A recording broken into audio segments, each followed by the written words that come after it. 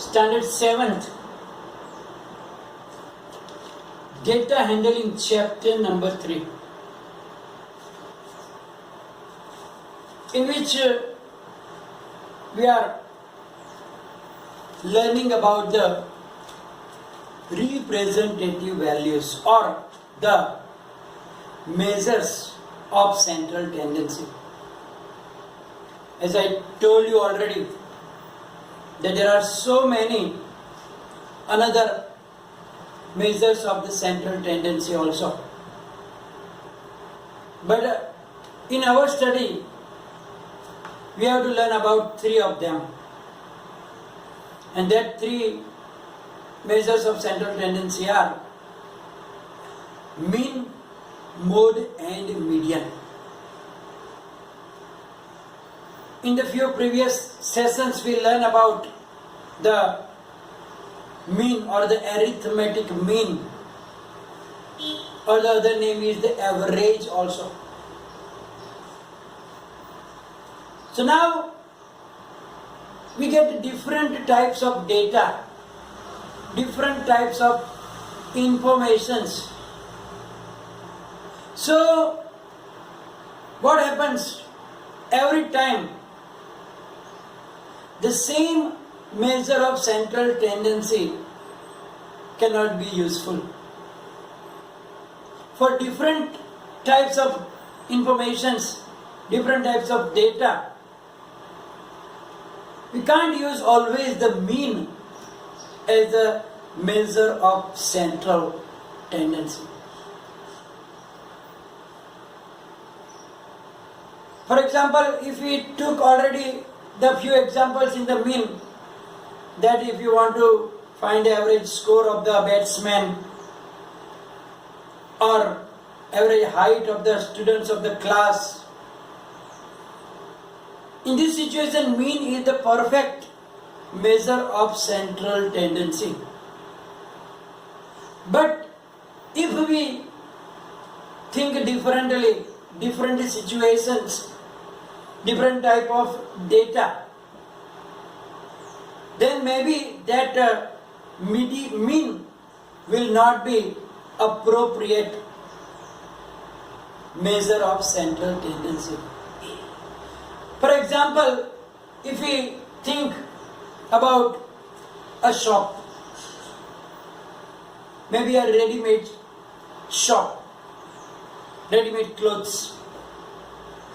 Now in that ready-made store, the shopkeeper is counting the size of the shirts maybe. Then every week he is counting that how many shirts of which size are selling. Then he noticed that some of the size are very fast selling and the others are not much faster, and some of the size is very slow going. Now if we count the stock or requirement of every week, then if we find a mean, would it be appropriate for him? Obviously no. Because if we find the mean of the requirement, then he has to buy that much shirt for every size. Suppose that he has different size like 90 centimeter, 95 centimeter, 100 centimeter, 105 centimeter, 110 centimeter, etc. The different number of shirts is required for different size. Then if we find the total and then average, maybe you find that average is 21. So if we will buy the 21 shirts of each size, then there will be a problem in the shop. What will be the problem? Can you think? You will observe that If he will buy same number of shirts of each size, then there will be a problem like that. Those shirts, those size which are very fast moving will be finished very quickly in that shop. And the other shirts, because he bought all the same number of shirts. Rather, what we have to do?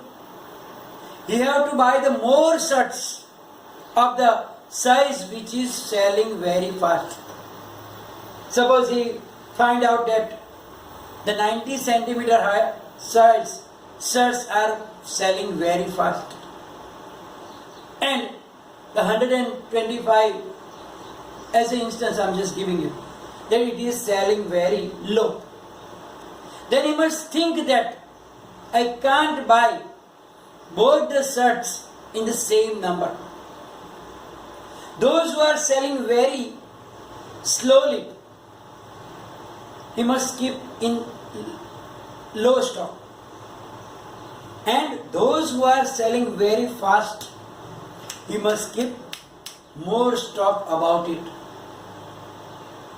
He has to keep other size also, because sometimes the other customers also can come for the different size. Then otherwise he will lose that customers. So he must keep all the varieties. It doesn't mean that he must keep only the 90 centimeter size shirts. He has to keep all the different size shirts. Otherwise he will lose the other customer, they will go to the other shop. So to keep the customers, he has to buy all the size of the shirts when he replenishes his stock. But in that time, he has to be clever and buy those shirts in more quantity, which are very, very fast selling. In this situation, if you find the mean of the shirts, then that will be a wrong idea. Similarly, if you go to the other shops, like for the dresses or something, then what happens? Some of the colors are very, very popular, and some colors are very, very rare. So in this situation also, he can keep all the colors for the dresses, but those colors who are very, very fast, most of the people like that color, that he must keep it in more quantity, so that he can satisfy all the customers and he will never run out of stock. But if we buy the average of each color, same size, same number of, then those fast selling will finish in his shop, and some of the customer will not get their favorite color, but the other color will remaining there because nobody will buy there. So actually he is losing the customers. So in this situation, as I told you, the popular or the most fast selling shirts or the items must be there. Similarly, in the saris also, when the shop or the showrooms, big showrooms of the sari, they have to keep the most popular fashion. What fashion is currently mostly going, that fashion's sari must be in much stock there. Because the people will ask for that popular fashion sari only. Only few customers will be there, another also.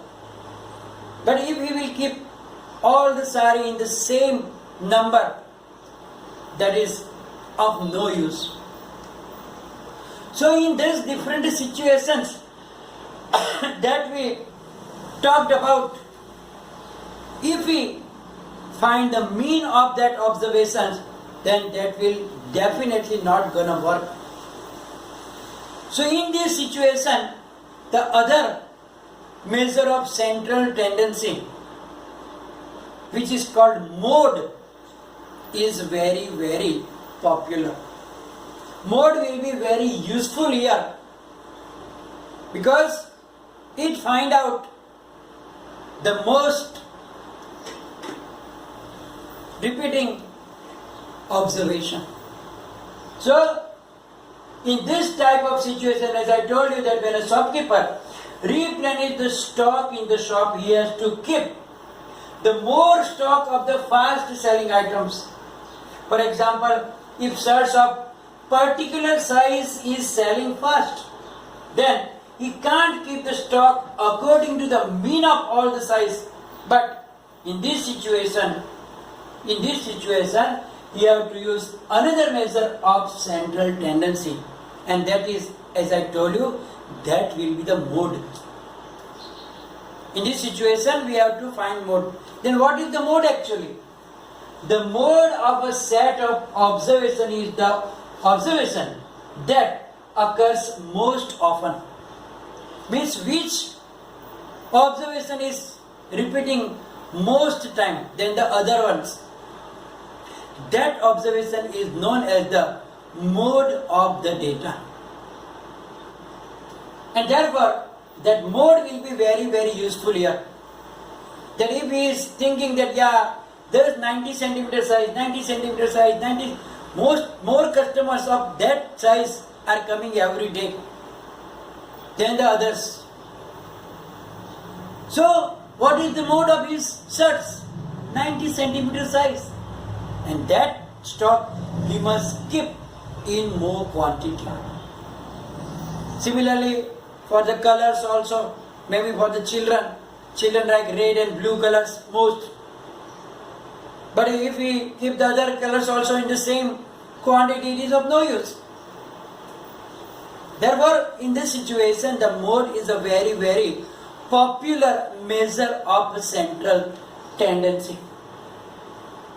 You will find lots of situations like this about the size and about the color, about the latest fashion, etc., in which you will be very helpful when you use the mode. Here we took an example also. Find the mode of the given set of numbers 1, 1, 2, 4, 3, 2, 1, 2, 2 and 4. Here you can see that some of the observations are repeating. It doesn't mean that all are the modes. We have to find out that which observation is coming for the highest time. So now what will you do? We rearrange them by keeping the same numbers together. Like 1, 1 and 1 3 times. So 1, 1, 1. Then 2, 2, 2, 2. 4 times. 3 only 1 times and 4 also 2 times. So number 1 is also repeating. Number 2 is also repeating. Number 4 also, not only once. But in this situation you see that 1 is 3 times, 2 is 4 times. It means that 4 is repeating more frequently. So here observation 2 occurs more frequently than the other observation. Therefore, the mode of the given data is 2. Now, mode of large data. Sometimes when the observations are in large numbers, say about 50 observations, 2, 2, 3, 2, 4, 5, 3, 2, 3, 4, 7, 4, 3, 2, 4, 5, 3, about 50 observations, then it is not easy to collect them together and find out which observation occurs the most time than the other observations. In this situation, as we did earlier by organizing data, what did we do? We tabulate it using the tally marks. That 1, 2, 3, 4, whatever observations are there, then we do the tally marks. And then for each observation, carefully we put that tally marks. And then when all the observations are finished, we will find the frequency of all the observations. Then we will easily be able to find out that which observations occurs the most time. How? We will see the frequency. The frequency of which observation is highest. Suppose 3 has the most frequency. Then that observation is the mode of the data. So, if the data is very large, we have to do the tabulation, and using tally marks we can find out the frequency, and the frequency, highest frequency, we have to check that which observation has the highest frequency, and that observation will be the mode of the given data. Now sometimes what happens? There can be 2 modes also. For example, look here. The observations are 4, 4, 4, 3, 3, 2, 5, 5, 5, 6, 6, 8. Now 4, 3, 5 and 6 all are repeating. But 4 coming 3 times, 5 also occurs 3 times. That is the highest times. So we can't take only 5 or only 4 as the mode. So in this situation, both the numbers, means 4 and 5 both are the mode of this given data. So it is not necessary that every time there will be only one mode. There can be more than one mode also. Sometimes there can be 3 modes also. It depends on the type of the observations. So we mustn't get confused that, oh my God, what will happen now? These 2 numbers are repeating highest time. Then both are the mode. And in some situation, what happens if there is no observation is repeating? What will you do then? 3, 2, 5, 6, 7, 8, 9. No number is repeating. What will you do then? Can you take 0 as the mode? No, but 0 is not an observation here. Then we can say that there is no mode. Look here. I put a note. If any observation does not repeat, then that data does not have mode. Suppose you are given 3, 4, 5, 6, 7, 8. Find the mode of this given data. Then here, none of the observation is repeating. It means that there is no mode of the data. Sometimes what happens? You remember, the student will write down that no number is repeating, therefore mode is 0. When can we put mode 0? When 0 is as an observation and repeating highest time, then 0 can be mode. But this data does not have any mode. That is the thing you have to keep in the mind. Here we are going to stop this session. In next session we will take more examples regarding to the mode, so that your idea will be more clear. This will be followed by the PDF file. Write down in your notebooks. And if any query, please write down in the comment section. Thank you very much.